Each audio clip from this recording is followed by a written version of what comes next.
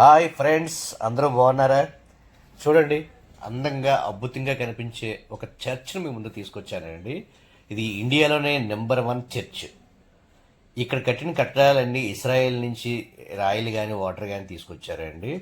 పవిత్ర జలాలు తీసుకొచ్చారు.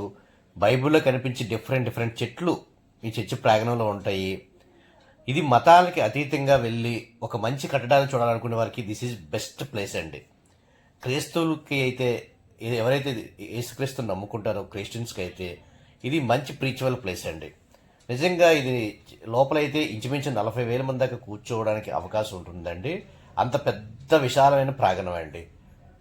చూసారా లోపలంతా ఎంత విశాలంగా ఉందో. సో ఇక్కడ శనివారం ప్రేయర్ అవుతుందండి.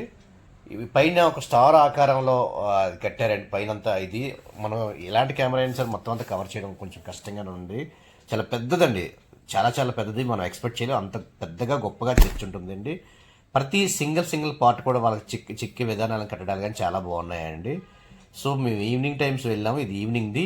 అదేవిధంగా మార్నింగ్ కూడా వెళ్ళాము. తర్వాత ఆ విజువల్స్ కూడా వస్తాయి. అక్కడ లైటింగ్ కానీ అక్కడ కట్టడాలు కానీ వింగ్స్ టైప్లో ఉంది, చూసారు ఎంట్రన్స్. చాలా బాగుంది. ఇది వింగ్స్ టైప్లో ఉంది. అదేవిధంగా అక్కడ పార్క్ ఉంది. ఆ చర్చ్ పక్కనే పార్క్ ఉంది. నిజంగా చూడడానికి ఫ్యామిలీతో అంతా కలిసి వెళ్ళడానికి దిస్ ఈజ్ బెస్ట్ ప్లాట్ఫామ్ అండి.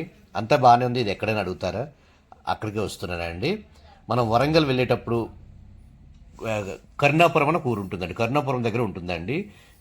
దీని పేరు క్రీస్తు జ్యోతి చర్చ్ అండి.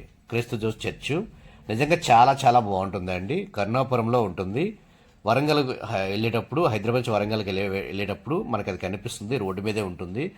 సో నిజంగా చాలా మంచి విషయం అండి. మతాలకు అతీతంగా వెళ్ళి మనం ఒక మంచి ప్లేస్ని ఎంజాయ్ చేయాలనుకుంటే, మంచిది ఏదైనా ఎక్స్ప్లోర్ చేయాలి అనుకుంటే, ఇవ్వండి పేరు కూడా కనిపిస్తుంది, చూసారా? సో మంచి ప్లేస్ అండి, చాలా బాగుంది. ఇది మీకు వీలైతే ఒకసారి వెళ్ళి ట్రై చేయండి. రియల్లీ గుడ్ అండి, ఎక్సలెంట్ ప్లేసు. సో ప్రతిరోజు ఇది ఓపెన్లో ఉంటుంది.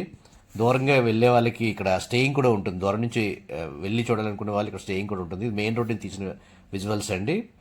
సో మీ అందరూ వెళ్ళి చూడండి.